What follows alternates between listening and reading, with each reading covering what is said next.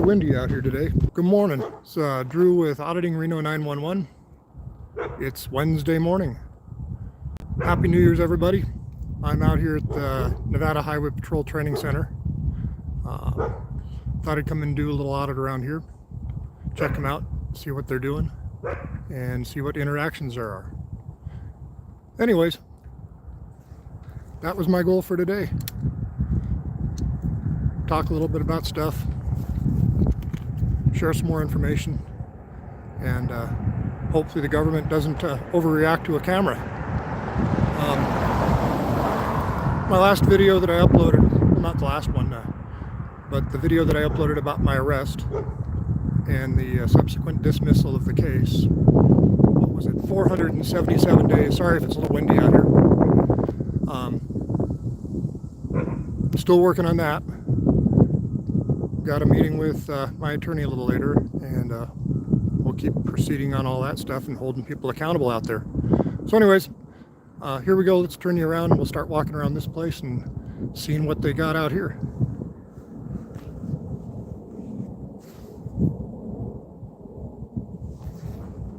So here we go. This is where we're at. Got a building here. It's 2101 Snyder Avenue, Department of Public Safety.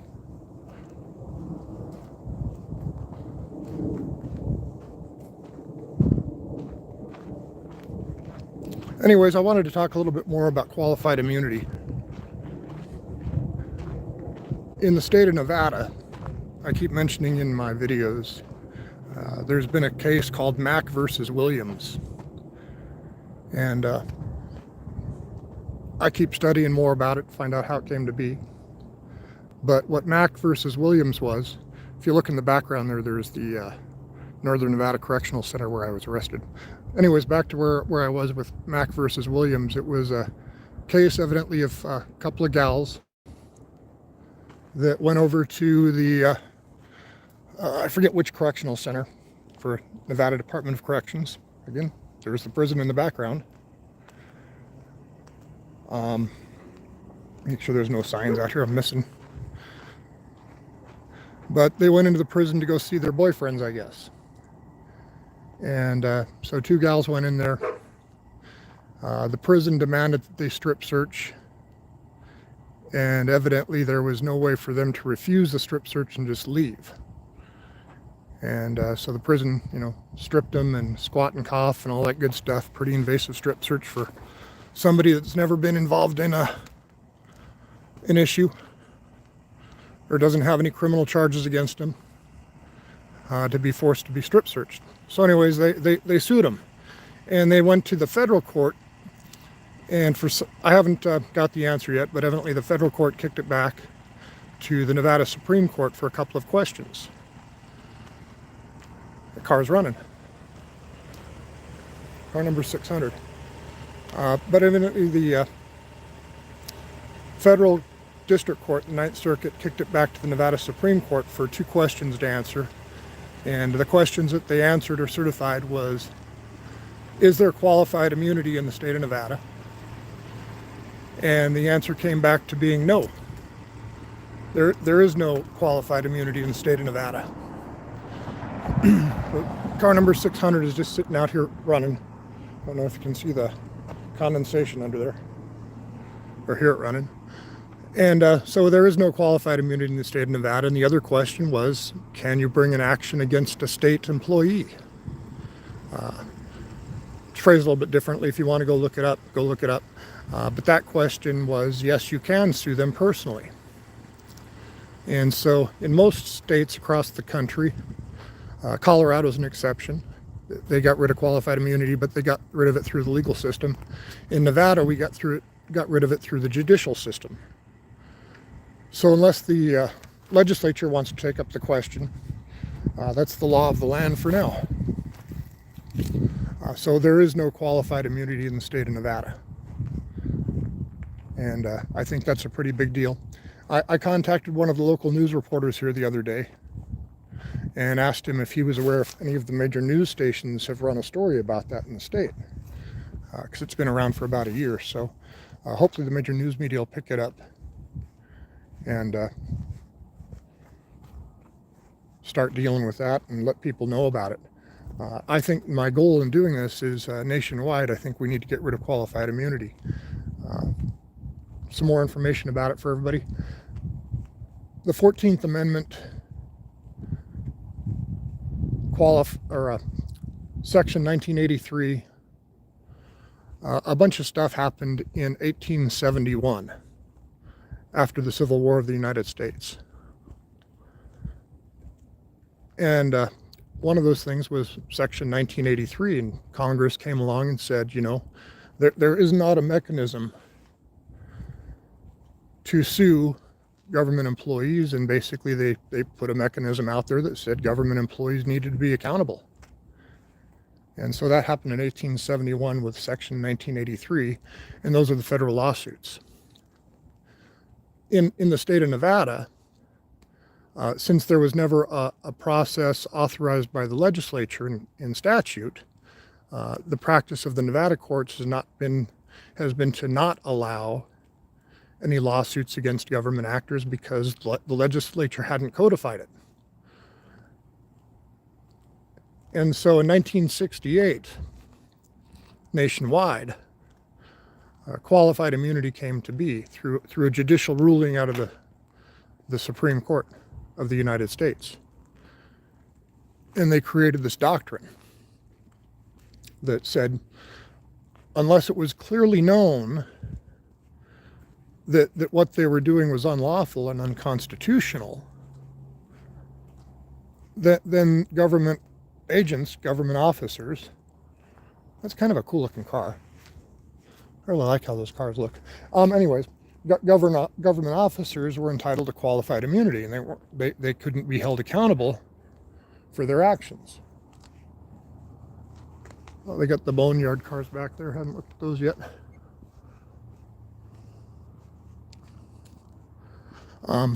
So that happened in 1968 when government actors couldn't be held accountable for their actions. And then subsequently over the years, the courts, get a view up there, lift you up above my head, just a bunch of wrecked cars where people probably didn't survive, and they bring them down here and keep them.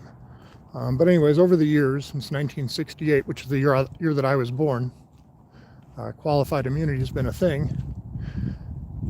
And what I've noticed in my lifetime, it seems that it keeps getting broader and broader and broader. And if they don't let you bring the questions to the courts, because there's qualified immunity, the courts never make decisions.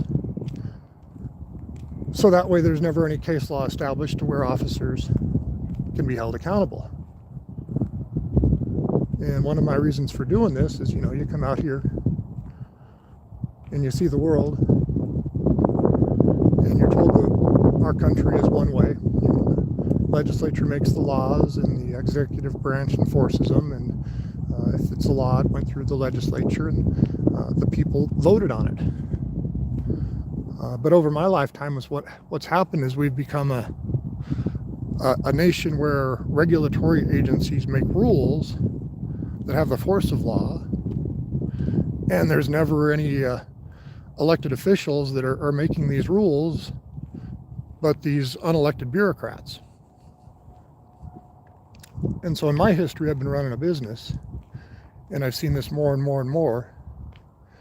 And you know how you go through life, and it seems that the rules always kind of change? Garrett, he's the training officer.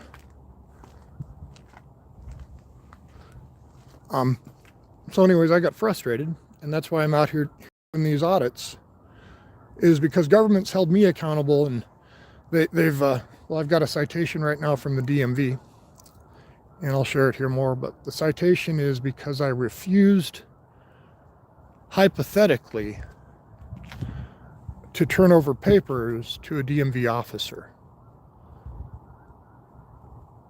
And what I told the I recorded the interaction, and I'll share that sometime. But how do you get a ticket for hypothetically exercising your constitutional rights?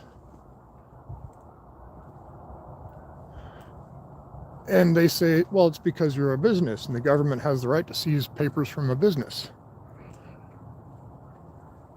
So, hypothetically, the government can seize papers from a business but not a person. Where does the Fourth Amendment say anything about that? How does that happen? How do these cops think that they can come and just take your papers just because, or even if they don't, just hypothetically write you a ticket? So it's interactions like that that have bothered me over the years.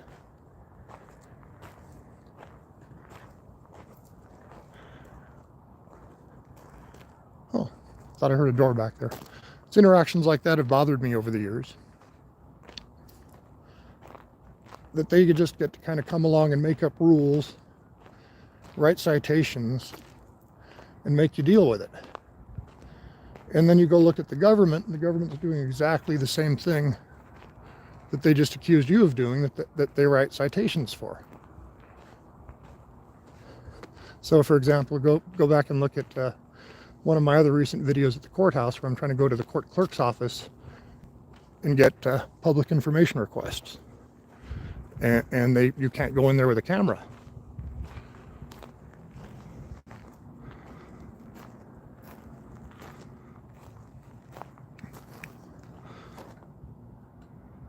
But yet they can say that hypothetically I won't give them my company information.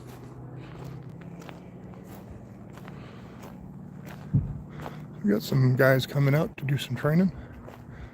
Cool. So anyways, that's why I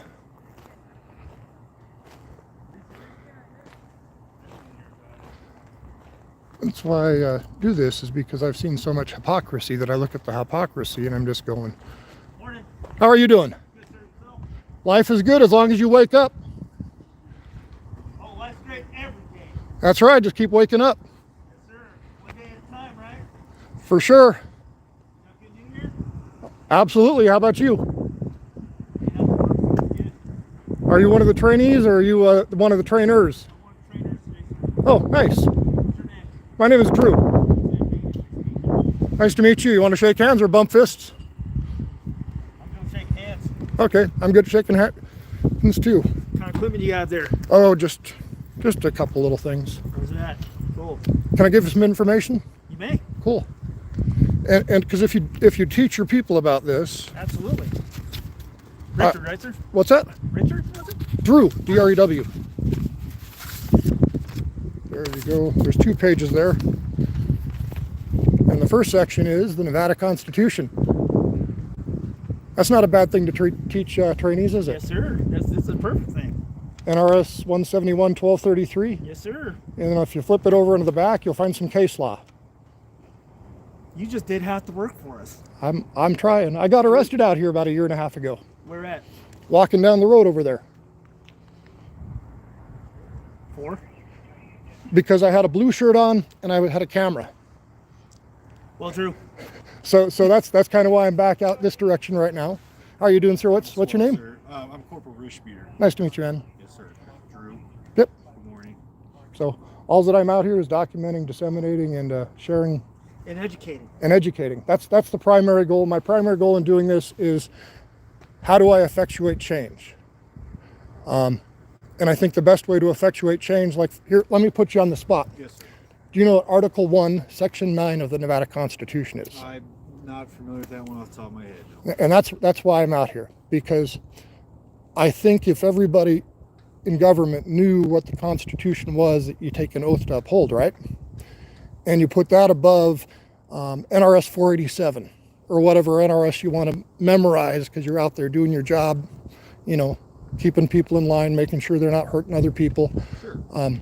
But as you're interacting with people, if everybody knows what the Constitution says, and that's paramount in your mind as you're taking your lawful actions, would that have stopped certain things that have gone on in the state of Nevada? Say, for example, when the Marine had his assets seized over on I-80 over there. From a few years ago. Yeah. Yes. So that's kind of wound its way around in the courts. So my thought is just a human being, because when I ask people like you that have taken the oath, what are certain articles of the Constitution. So say, what's the Third Amendment of the U.S. Constitution? It's quartering the soldiers. There you go. You got that one. Thank you. But when I go to the Nevada Constitution, which is supreme in our state and which is more restrictive than the federal Constitution, most people don't know that. And you're not alone. I asked Jason Woodbury, he's the district attorney here in Carson, the other day. I asked him one of these questions, and he didn't know it off the top of his head. So you'd think he would know. But that's what my goal is how do I get the Constitution to be taught and paramount in our government employees' minds, as opposed to, well, the law says this. So, for example, the trespassing statute, NRS, what is it, 207-200, I think. 200, it's in the 200. Yeah, 207-200. The trespassing statute, which I've seen government use widely on people like me with cameras, to say, you're trespassed, you got to get out of public property. If it's public property, why do you have to get out? If you're doing a constitutionally protected activity, you're doing your business, you're getting information and you're disseminating it to the public, sharing what government is doing. So that's my thought process. So I don't know if you agree with it or not, but that's what I'm looking for. I hear what you're saying. And that's the thing. I mean, you can understand why we come outside like, oh, there's a person we haven't seen before filming, like, because unfortunately in today's world, you never know what people are up to, and unfortunately, surveying, canvassing places, or casing places, that absolutely happens, and so that's why we came out to see it. And so I hear you saying, no, and I completely agree that every officer should be aware of what they're doing, and when somebody doesn't know what they're doing with their job, and then violates somebody's rights, well, I'm right there with you, that's unacceptable. I guess I'm not sure we can't really sit down and be like, okay, kids, remember every single word of the Constitution, Nevada, but absolutely understand where the bounds are. Yeah, because what I see is, and I get your job is to protect the public. That's your job. I want you to do your job. I want you to be well funded. I just want, from my life experiences, to change things so that some of the things that have happened to me through the governmental actions that I believe are unlawful and unconstitutional, how do I solve those problems? So when you say you're out here looking for... Yes, sir. I feel this man for right in, sir. When you're out here doing your thing, I would expect you to come out. If you didn't come out, I'm going, they've either got some system that's IDing people or they know something, but I would expect you to come out. What I do appreciate is how cordial you're being and you're listening, and that's all that I can really ask for. I don't think this would go, that neither one of us would benefit if we ended up just tussling on the ground and I said, okay, sir, here, push your camera. Oh, I won't tussle with you. I won't resist you. Well, no, but we don't tell me to turn around and I'll escalate it to that point. I'll immediately do that for you. That's exactly something we want to train people. Oh, you guys can keep that. I got a lot of it. We're all a team. Right, Yeah, give it to him, because seriously, when I'm saying you guys are the guys training everybody, we gotta get back in there to train. I think that those are pretty important things to train on. What is the Constitution of the state of Nevada, and what protections does that give you? You have a good one. Okay, I appreciate your interactions, guys. But that's, yeah. But I mean, if you really look at it, all that is Constitution, a state law, and 9th District Court opinion. So 9th District Court, we're subject to, right? That's the law of the land. Well, that's why I've given it to you, because if you look at that court decision, it was a chief of police that went and screwed with a camera guy that lost. Okay. And what they brought into that case was a bunch of other case law from other federal districts. So it's a pretty interesting decision. Okay, sir. So you guys have a good one. I appreciate the interaction. All right, thank you.